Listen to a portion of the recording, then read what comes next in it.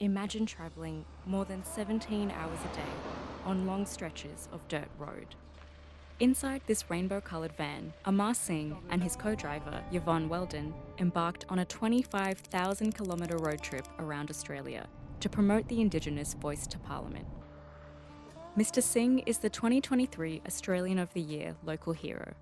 He has crowdfunded the 2-month journey, which has so far included around 20 stops and 35 events. Mr Singh believes it's his moral duty to stand against injustice and help other migrants participate in the democratic process. It was only less than 12 months ago we were all hashtagging we're in this together, and now all of that seems to be gone away and we're more relying on misinformation and the divide.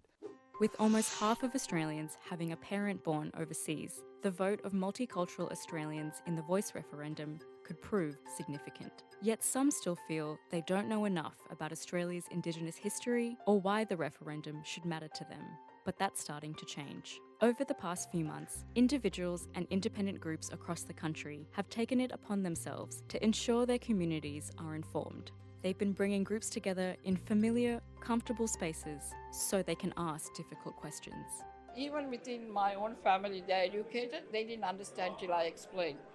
The book club that I attend, the current president, when we spoke about this yes voice, she said, why should I say yes when I don't understand what it is? Many multicultural Australians are also discussing the parallels between the migrant experience and Australia's Indigenous history. One of them is a Muslim woman, Amna Taleb. It's very important that we show our solidarity with First Nations people, standing firm in justice and standing side by side and intertwining the values of our Islamic principles and First Nations advocacy. Hearing the stories of their ancestors and how troublesome their histories are and the things that they went through, it makes you more appreciative of how our country is progressing to recognising them more. Ms Taleb isn't the only one making connections between her own background and Indigenous Australians. With a background in campaigns and advocacy, Nishad Rejo teamed up with lawyer Kushal Vyas to form Desis for Yes in July. Through social media and grassroots conversations, they are connecting with the South Asian community and sharing information about the referendum. They also say the voice is something South Asians can empathise with.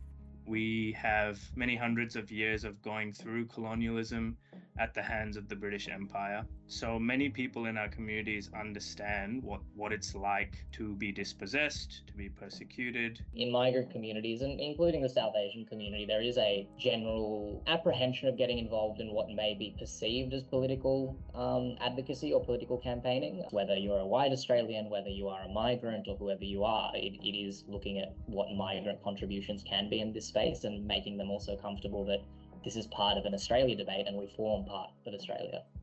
No campaigners have also been active in arranging multicultural events. The major issue for us to refuse the voice and asking people to campaign no is our fear that the voice could be used in the future by the sitting government. Mr Dawood says he is also worried about the voice causing racial division. It is a very dangerous path to go and divide the society according to race, but if the voice will succeed, we will demand a voice for multicultural migrants. With the referendum date now set for October 14, community leaders are ramping up efforts to raise awareness and fill knowledge gaps. Angelica Silva, ABC News.